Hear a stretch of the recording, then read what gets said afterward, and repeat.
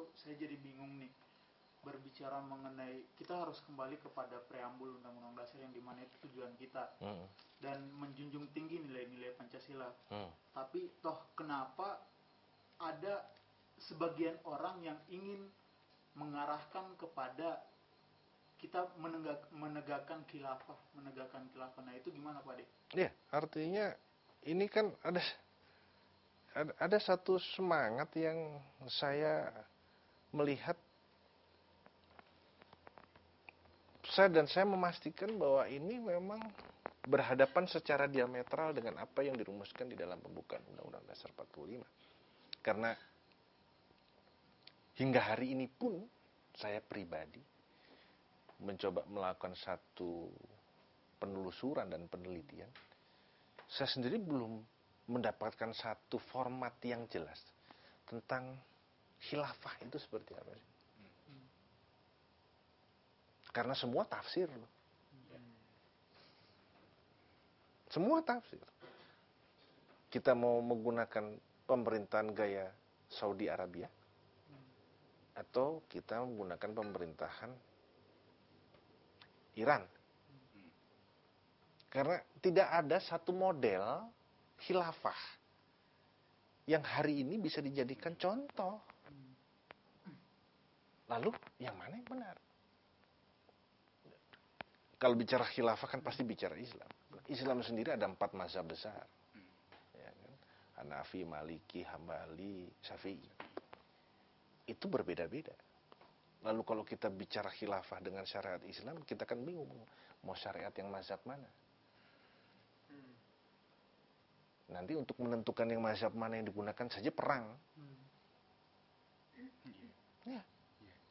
Jadi gagasan besar khilafah itu sendiri juga tidak punya pijakan yang kemudian kita bisa jadikan pijakan model ya, yang bisa jadikan model. Oke, ini loh contohnya gitu. Sama halnya dengan komunisme misalkan saja gitu. Kalau komunisme ingin membangun satu negara yang komunis hari ini, saya juga pengen tahu, pengen tanya, negara komunis mana yang berhasil hari ini mensejahterakan rakyat, memajukan rakyat? Nggak ada kok. Jadi saya khawatir tadi pertanyaan Pi tadi, bahwa jangan-jangan memang ada agenda yang ingin mendesakkan itu. Untuk membuat kita justru keluar dari universalitas nilai ketuhanan yang sudah ada di dalam preambul Undang-Undang Dasar 45. Karena apa yang diamanatkan di dalam pembukaan Undang-Undang Dasar 45 itu semua didasarkan kepada semangat ketauhidan. Semangat tauhid, semangat ketuhanan. Jadi kalau bicara khilafah hari ini, ya udah pasti. Kita nggak punya model kok. Mau pakai model apa? Nanti kita berdebat soal itu. Bahkan misalkan Iran saja juga tidak berani mengatakan mereka khilafah. Atau sistem kerajaan seperti Saudi Arabia, jadi sistem kerajaan nanti. Raja Saud segala macam. Apakah itu? Lalu yang mana? Atau ISIS hari ini misalkan, yang kemudian dianggap sebagai negara itu. Apa pola itu yang mau kita gunakan? Lalu kemudian kita potret apa yang kita ketahui saja tentang khilafah. Lalu kita kemudian perbandingkan dengan akal sehat kita, misalkan dengan preambul. Di awal saja kita sudah sepakat bahwa betapa mulianya nilai-nilai yang ada di situ. Bagaimana kemudian betapa mulianya karena manusia Indonesia didorong untuk menghargai, bukan hanya menghargai, tetapi memuliakan dirinya karena dia memuliakan semua ciptaan Tuhan yang lain. Karena tidak ada semangat penindasan, tidak ada semangat penjajahan di sana. Tidak ada sama sekali semangat pengerusakan di sana.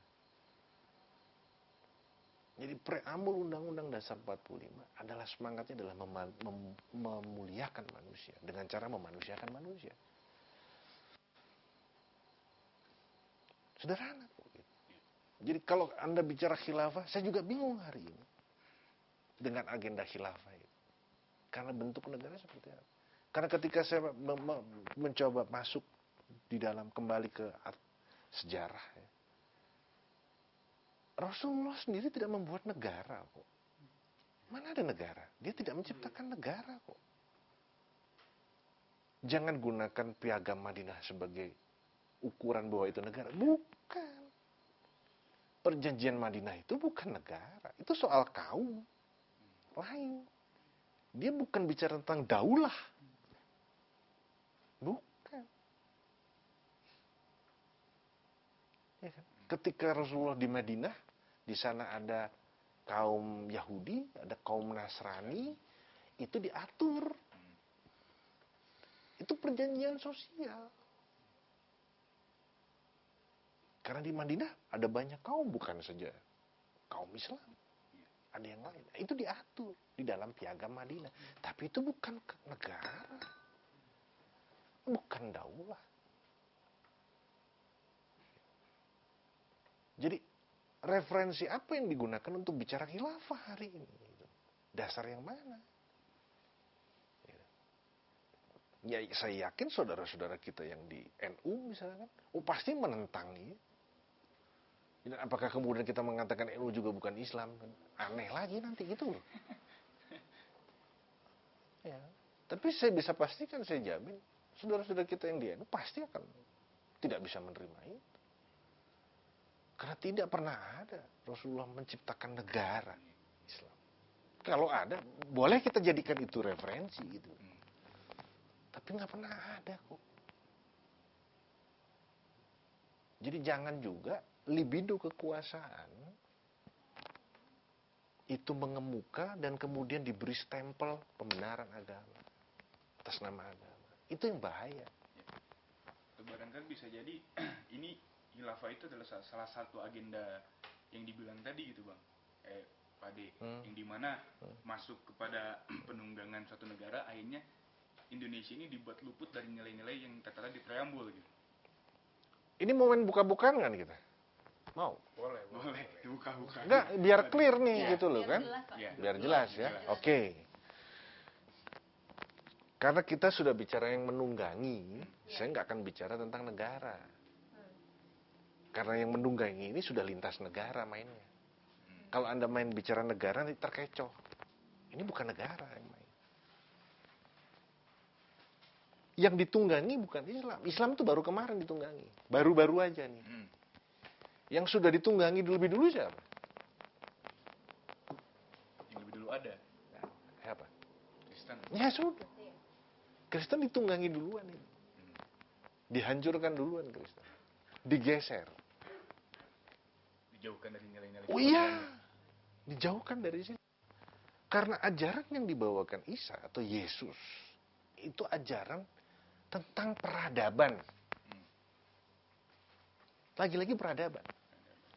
Karena apa yang diajarkan Isa atau Yesus itu visinya adalah visi dunia. Bukan visi Arab, tapi visi dunia. Jadi ini bicara dunia, ajaran Isa, ajaran Yesus. Tentu ketika bicara dunia, itu tentang peradaban. Apa sih peradaban? Ya peradaban itu tentang bagaimana membuat satu kehidupan itu menjadi beradab. Lawan katanya adalah biadab. Jadi saya mengatakan tadi.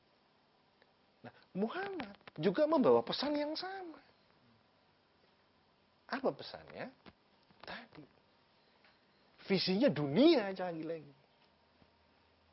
Dan dia mengafirmasi apa yang disampaikan oleh Isa Yesus. Makanya kan jelas surat Al-Baqarah. Beriman kepada kitab-kitab sebelumnya. Artinya dia mengafirmasi. Bukan menegasi loh. Jadi diafirmasi. Visi Isa, visi Yesus tentang dunia, tentang peradaban. Itu diafirmasi oleh Muhammad. Muhammad juga bicara tentang dunia, tentang peradaban. Itu kata kunci dulu yang harus kita ingat. Jadi dua agama besar hari ini, yang ada di dunia hari ini, itu sama. Berawal dari ajaran tentang dunia. tentang peradaban. Untuk membangun satu manusia yang beradab. Memiliki adab. Bukan biadab. Sekali lagi.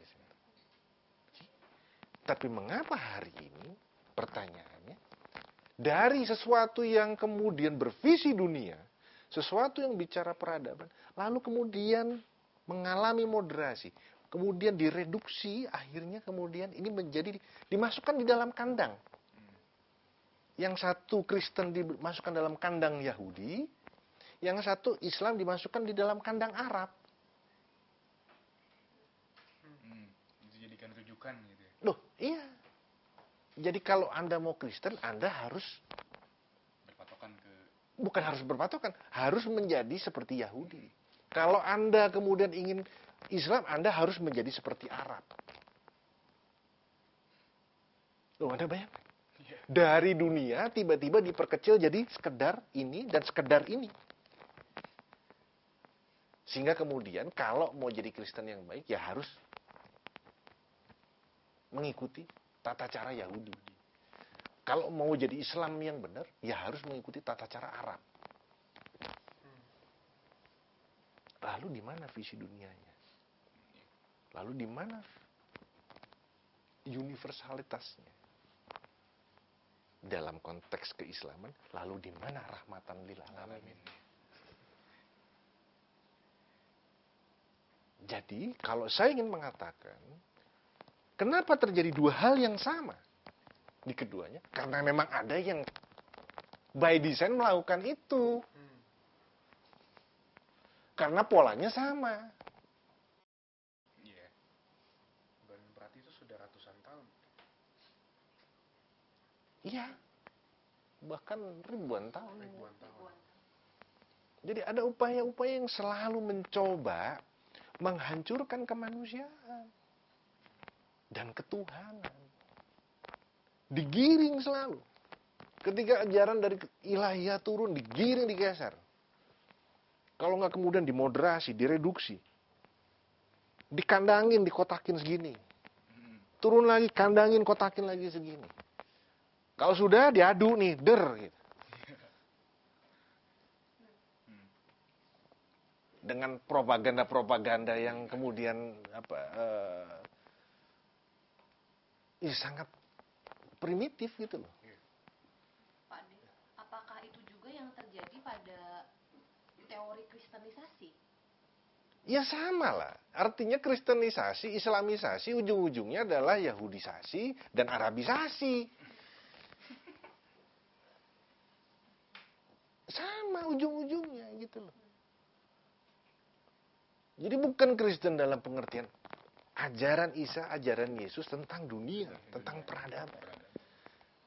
Bukan Islam tentang ajaran Muhammad yang dunia, visi dunia. Dan itu bicara tentang peradaban, tentang adab. Bagaimana manusia menjadi manusia yang beradab, bukan yang biadab. Itu